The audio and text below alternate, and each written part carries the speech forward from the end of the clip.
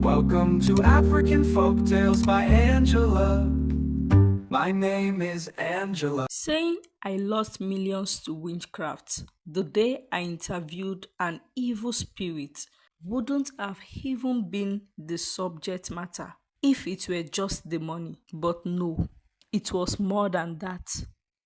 I lost everything far more precious, the essence of my life. I am Amarachi, and I'm here today on African Folktales by Angela to tell my story.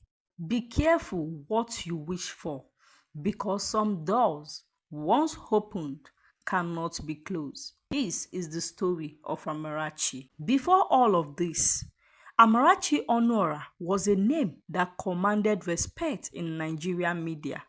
Young, beautiful, intelligent, and independent. She was the most influential investigative content creator in Nigeria with 2.7 million subscribers, a bold voice, and a fearless reputation. She ruled YouTube with her signature series, Unveiling the Unseen. Her niche, mysteries, spirituality, and witchcraft. She had covered everything from mermaid initiations in Delta State to a church where women betted eggs. Every upload was a hit. One video about a witch market in Benin reached 13 million views in a day. Another video about a night masquerade court got her a BBC documentary feature. Her fans called her the spirit reporter. By age 30, she was verified on all platforms, 3 international brand deals. Her house in Lekki had a waterfront view.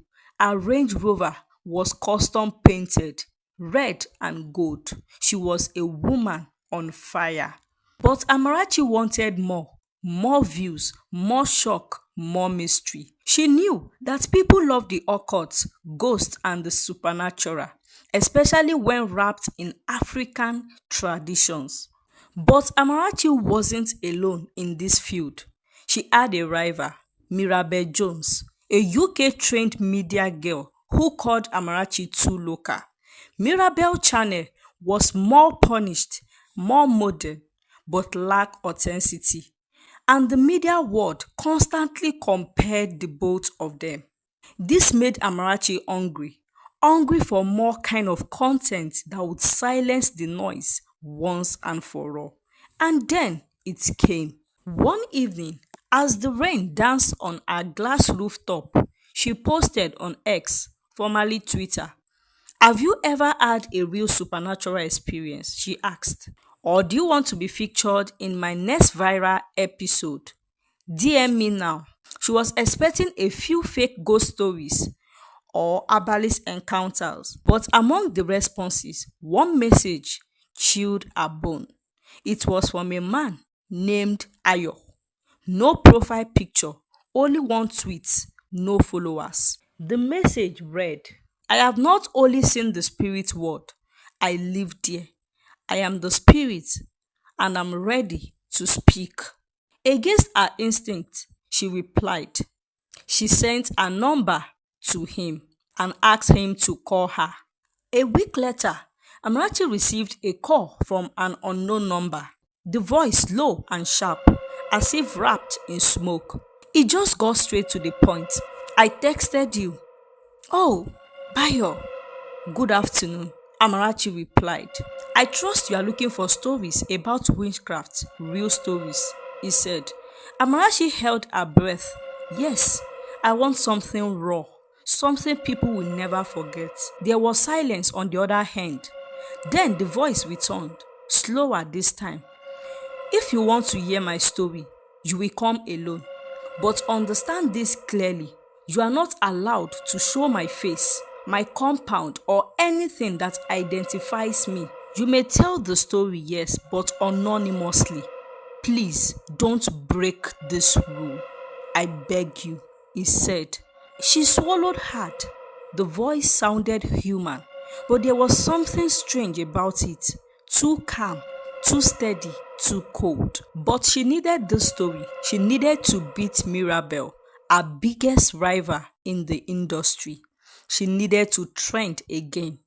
As soon as the call ended, Amarachi called Timmy, her trusted videographer and the only person she could bring into this madness. Hi Timmy, I want to see you as quick as possible. It's urgent, she said. Amara and Timmy met at a coffee shop. Timmy, I'm going to Ibadan. The man doesn't want to be filmed, but I want everything, every movement, every breath, just in case something happens to me. I'm just doing this for my safety. Although he said he don't want to be filmed, but we can use his story. He wants to remain anonymous. I want you around for my safety. Stay hidden. No one must see you. Timmy hesitated. Amara, are you sure about this? Just do it. I just want backup footage.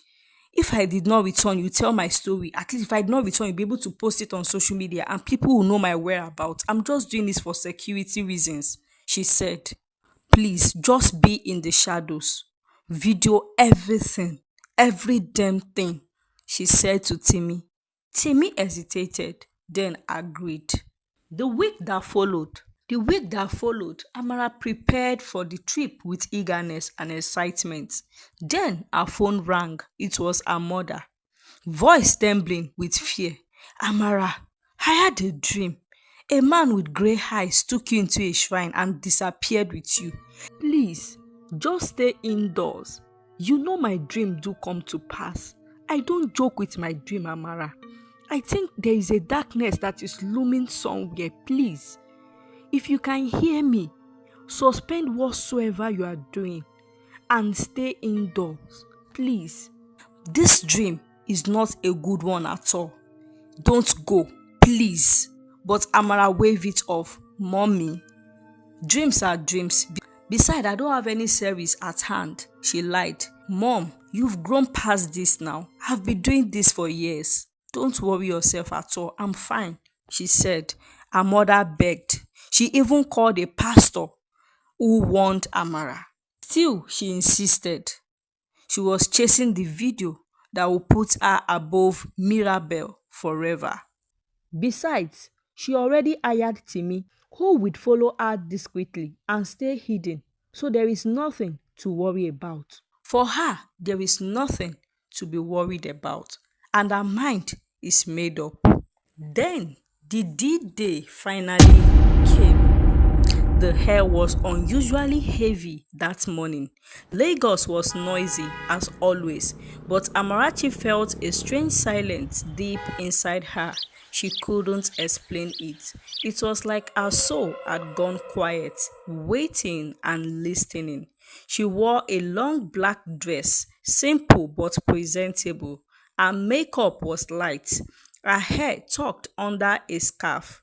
She didn't want to attract attention, not today. Timmy sat beside her in the Uber, dressed like a driver, a small bag across his shoulders. Hidden inside was his phone and camera, set to record. His hands were slightly sweaty, but he didn't say a word. He knew this wasn't like their usual street interview. The address they were given was a village just inside Ibadan, few hours from Lagos. The further they drove, the more the buildings disappeared, replaced by thick bushes, rusted zinc roofs, and narrow red paths that didn't show up on Google Map. Amarachi phone had no service. Madam, you sure say na this place? The Uber driver asked, slowing down as the road narrowed into a lonely dense track. He checked her note again. The text the man had sent days ago. Yes, just keep going inside, she said. Finally, they reached a small clearing. Nothing looked modern. Everything looked normal. In the middle of the clearing stood a crooked wooden gate, old and dry, like it has never been touched in years. It had carved images on it, strange symbols, patterns that twisted and overlapped in cycles. The gate was open, as though it had been expecting her. She and Timmy stepped out of the car. The driver muttered something about needing to turn around, but Amarachi didn't listen. Her heart was humping, but she walked ahead. She turned to Timmy, whispering, "You have to hide now. Remember, you are just here to record. Don't let him see you." But when they looked ahead, they froze. The shrine was directly facing the gate. No trees, no bush, no corner, nowhere to hide. The compound was wide and empty, and the man named Ayo was seated facing them. The shrine building stood in front like it was watching them. Amarachi hands began to shake. "Timmy, what do we do now?" she asked, her voice shaking.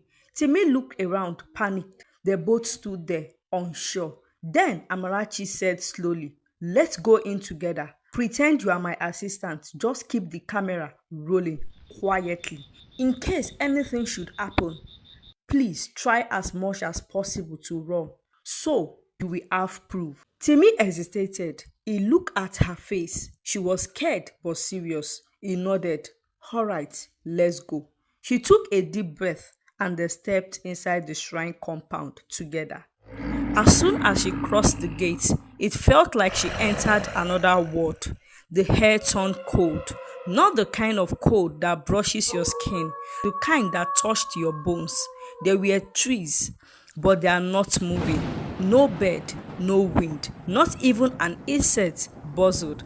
It was as if nature itself was holding its breath. Timmy followed slowly, one step behind, eyes darting around, clutching the bag tighter. Wearing all black, his eyes dark and deep set, like they didn't belong to this world. "You came," the man said, his voice low but clear. Amarachi nodded slowly, suddenly unsure of herself. "Yes, I came." He looked at Timmy. "Who is he?" "He's just my assistant. He won't disturb anything," Amarachi answered quickly. The man stared at Timmy a little longer than necessary, then turned and walked into the hut. Cowries, feathers, bones, and mirror hung from every corner.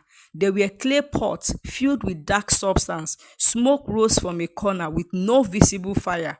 She could hear a faint humming, like voices far away but inside her ears. Still, she sat down as he asked, pulled out her mic, click record. But in her mind, she knew Timmy was recording everything, even what she wasn't supposed to capture. Amarachi clicked on her phone recorder, placed it gently between them, and cleared her throat. "Thank you for agreeing to speak with me," she began, keeping her voice respectful. The man said nothing. He just sat there, leg crossed, his eyes locked on hers. Outside, the air was still.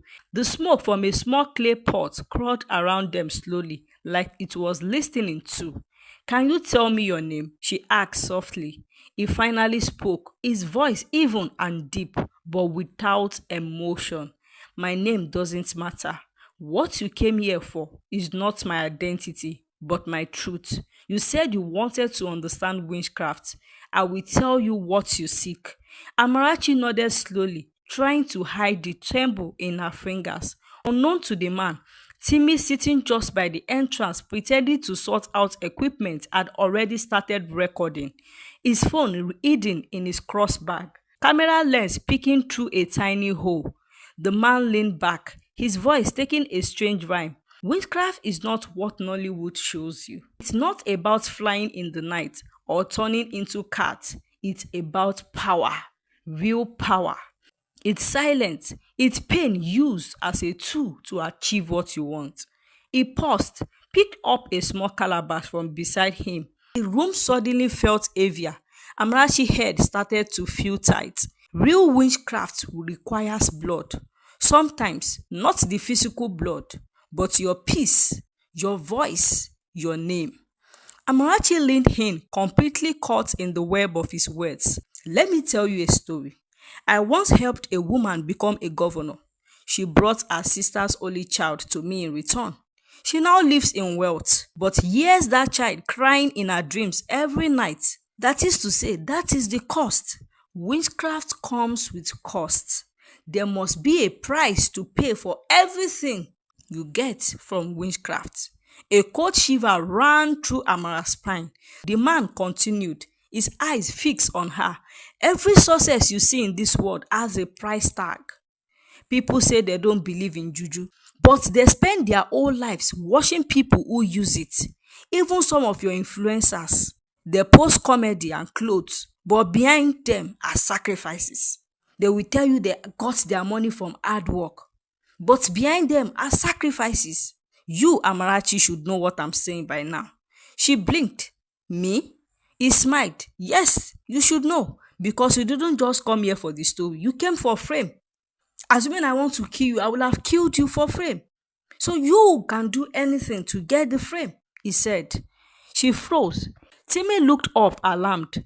You want to post this, isn't it? But remember my condition. You can share the voice, but not the shrine. Not my image, not my name.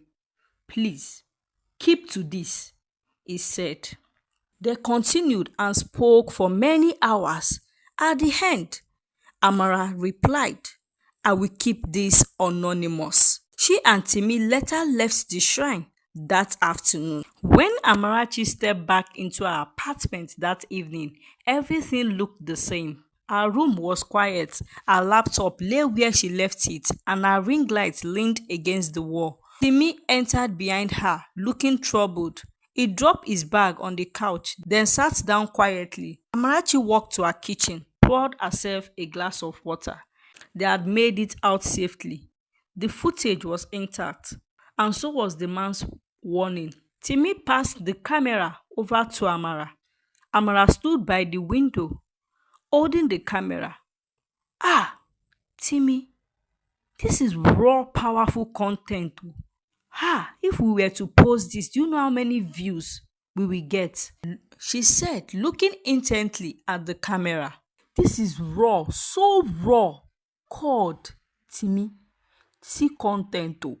If we are to post this, do you know how many deals I'll be banging by now? God, it's just so unfortunate that I can't post it. But hey, will this content just go into waste? This is content though. This is so raw. Can you look at the fire? A smoke without fire. God. Well, unfortunately, we can't post it and there is nothing we can do. Timmy looked at her concerned. I just feel well about it. Please, let's just keep to his instructions. We can use the audio clip. We can post that one. Please, let us not post this. Listen, Timmy, I've been doing this for 3 years. Even if I want to post it, I will post it and nothing will happen. I just don't want to break the promise. I promise him I won't post it. That's why. It's not because of I'm scared or anything. This is the kind of content that will put you on billboard. Like seriously, but I'm going to let it slide, she said. Timmy stared at her. Better, oh, he replied. By morning, she made up her mind she wasn't going to post anything. She's only going to make use of the audio. As agreed, she texted Timmy. Thanks for everything. Let's leave this one. Oh. We can't post this. It's too deep and raw. He replied, good decision. I was scared too. As weeks passed, something happened.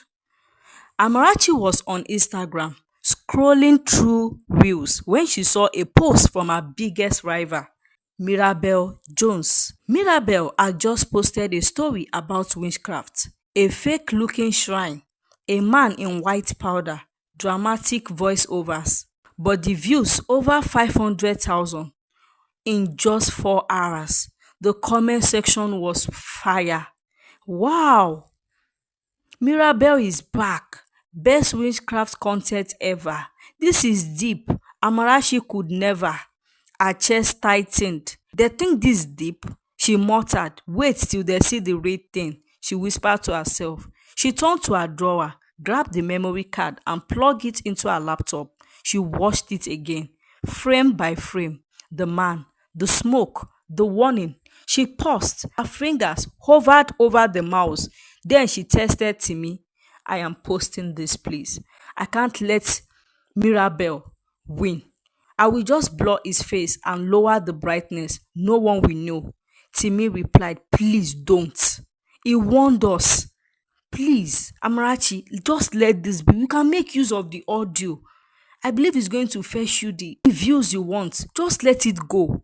But it was too late. Amarachi had already uploaded it to YouTube. Title: Exclusive: Witchcraft is real. Real shrine, real secret. Description: This is a story you have never heard before, based on true events. She watched the views roll in. 10,000 in 10 minutes, 50,000, 100,000.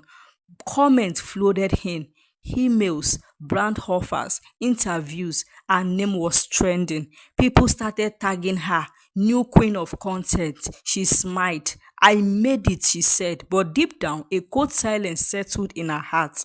In a day, the video had clocked 20 million views. In one day, the video clocked 20 million views.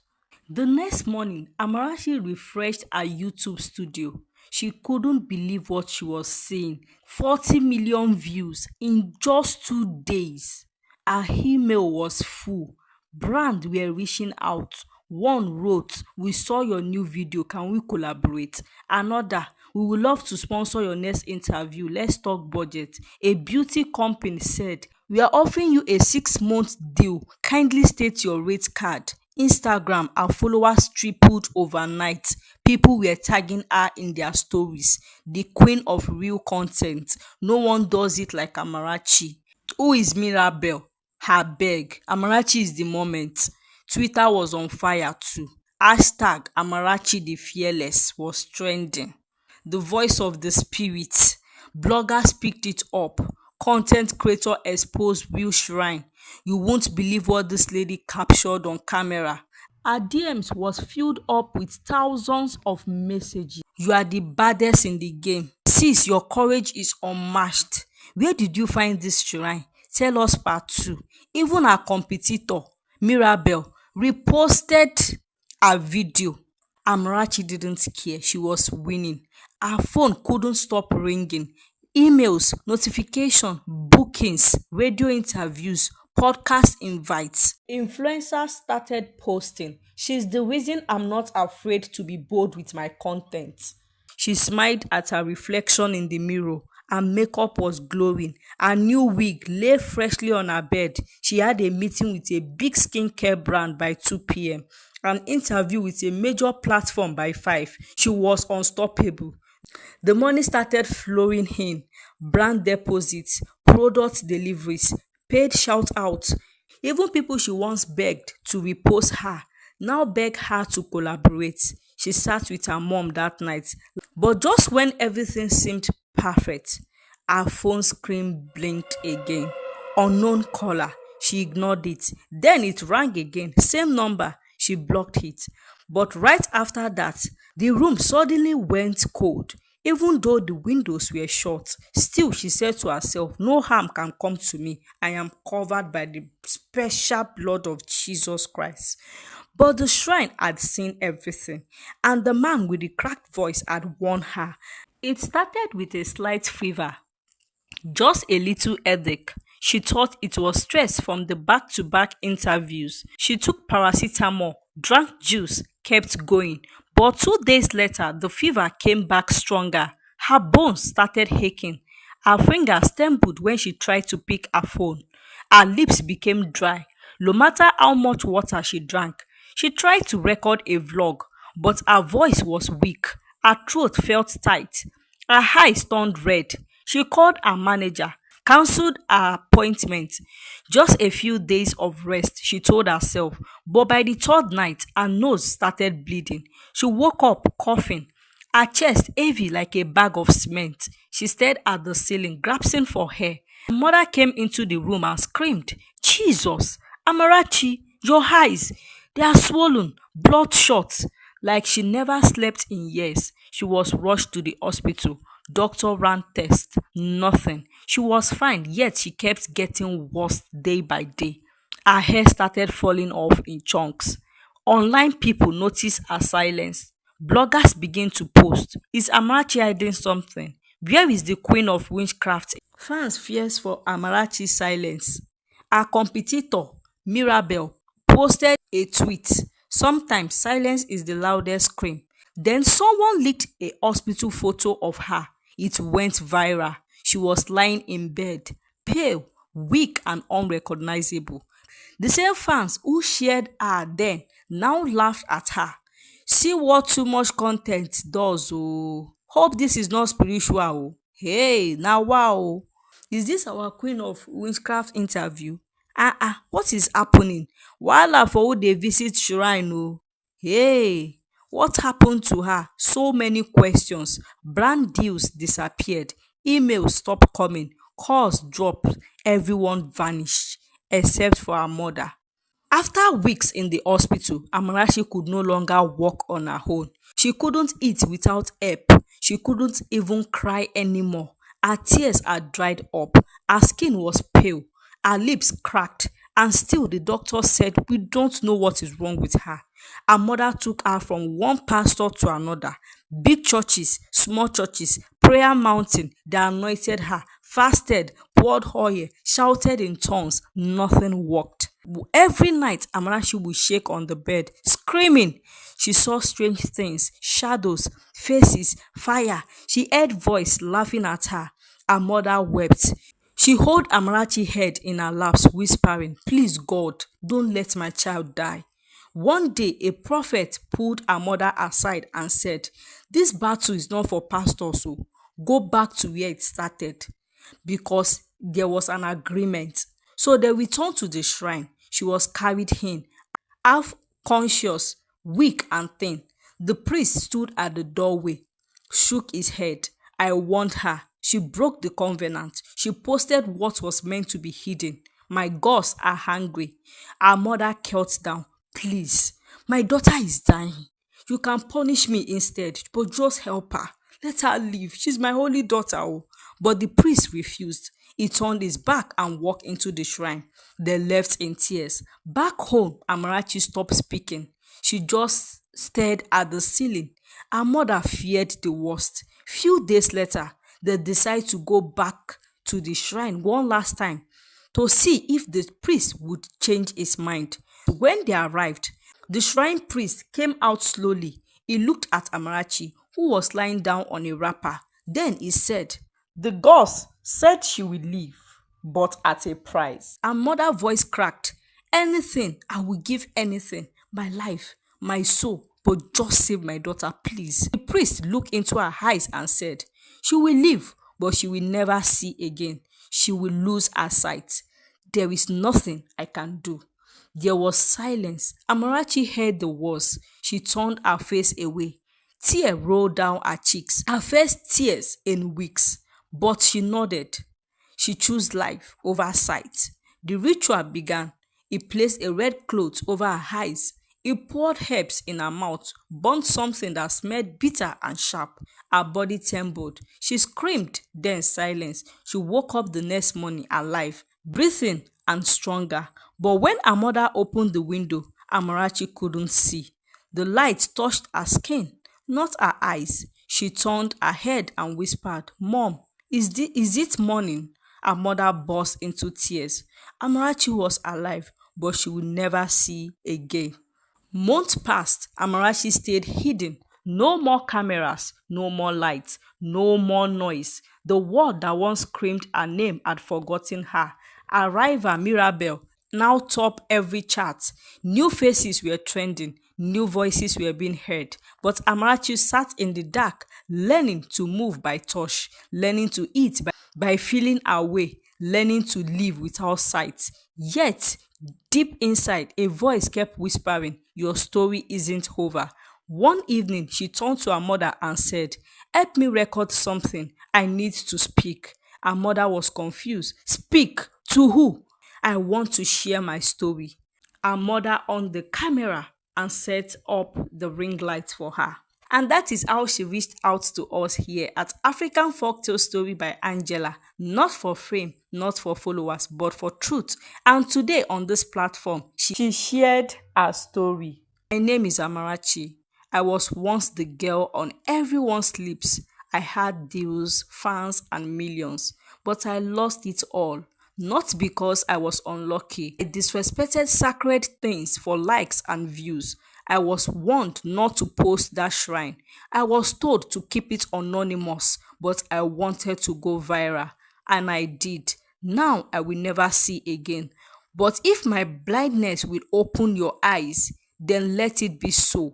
Be careful what you chase. Not all stories are meant for the internet. Some doors, once opened, can never be closed. Hello, my wonderful subscribers. Welcome back. And to my non subscribers, you are all welcome. Hope you love and learned something from this story. Although for me, I learned that not everything should be posted online, especially when it comes to spiritual things. Also, be mindful of the places we go to just for clout or for money. Sometimes chasing fame can open doors that are better left shut. Amarachi's story is a deep warning to all of us, especially content creators. Let's stay wise, stay humble, and most importantly, stay safe. Don't forget to like, comment, and share this story with someone who needs to hear it. Share it to your family, share it to your friends. Let them also learn from it. I will see you in my next story right here on African Folk Tales by Angela. Bye for now. Support helps keep these stories alive. So, if you enjoy these timeless treasures, be sure to subscribe to my channel. Don't forget to like this video, share it with someone who loves a good story.